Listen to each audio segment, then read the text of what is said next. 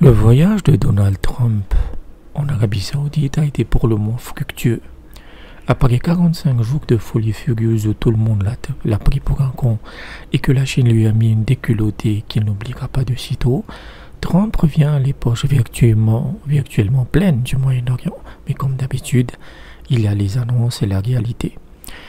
L'Arabie Saoudite va acheter pour 112 milliards de dollars d'armes américaines et l'engagement d'investir 1000 milliards de dollars aux États-Unis. Trump a cruellement besoin de cet argent, car à cause de ses bêtises douanières, personne ne fait plus confiance en l'Amérique, et donc personne ne veut plus investir au pays. De son côté, Bessan ne peut pas émettre un tsunami d'obligations américaines, puisque le taux d'intérêt de ces obligations sur 10 ans est de 4,5%. Et ce taux a persisté même après la pause des taxes douanières. Cela signifie que les investisseurs et les pays étrangers n'ont plus confiance sur la fiabilité et la stabilité de l'économie américaine, et que cette perte de confiance, elle est durable. Si Bessin émettait massivement ses obligations afin de financer la réindustrialisation de l'Amérique, alors le taux d'intérêt grimperait au plafond, creusant encore plus le déficit. Par ailleurs, Trump doit mener une grosse bataille intérieure pour faire passer ce qu'il appelle a Big Beautiful Bill, qui concerne des coupes massives dans les dépenses de l'État qui toucheront les plus pauvres afin de pouvoir supprimer les impôts des plus riches. Donc il est entre le marteau fiscal et l'enclume déficitaire. Il faut que ce soit les autres qui financent la réindustrialisation américaine. Le problème est que le Saoudien, contrairement à ce qu'on pense, ne croule pas sous le pognon. Depuis plusieurs années, l'Arabie Saoudite subit un déficit budgétaire autour de 2 à 3%. Ils ont évidemment leurs fonds souverains, mais qui se rétrécit à vue d'œil, vu les énormes dépenses du pays pour diversifier son économie. Les fameux projets pharaoniques avec chacun coûtant 1000 à 1500 milliards de dollars. Ce qui fait que souvent, l'Arabie Saoudite doit emprunter pour continuer à mener ses opérations.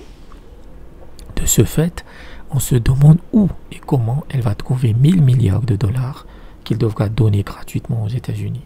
En plus de demander de l'argent, le voyage de Trump en Arabie Saoudite consiste aussi à l'éloigner de la Chine.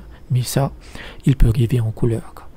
La Chine est le second plus gros client du pétrole saoudien et le pétrole représente 80% de son revenu annuel.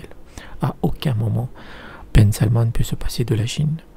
Mais l'Arabie Saoudite s'est seulement engagée à investir 1000 milliards de dollars. Un engagement n'est pas un accord signé et donc on peut dire que cela restera une promesse vide. Mais qu'est-ce que les Américains offrent en échange? Eh bien, ils n'ont pas vraiment le choix. Ils doivent offrir ce qu'ils ont de mieux sur la haute technologie. Le futur sera dominé par l'IA et comment elle sera intégrée dans l'économie.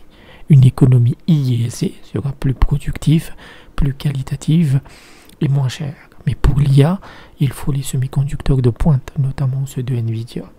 Et les États-Unis vont lever les restrictions sur ces puces pour l'Arabie Saoudite et les Émirats Arabes Unis. L'Arabie Saoudite va ainsi acheter 500 000 de ces GPU pour alimenter sa nouvelle zone dédiée à l'IA dans le pays avec un accord avec Amazon.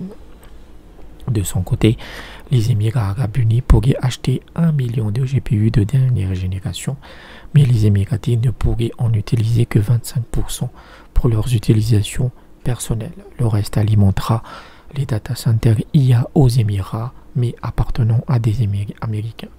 L'objectif est double, conquérir les nouveaux marchés avec les IA américaines, mais surtout écarter la Chine de la course à l'IA.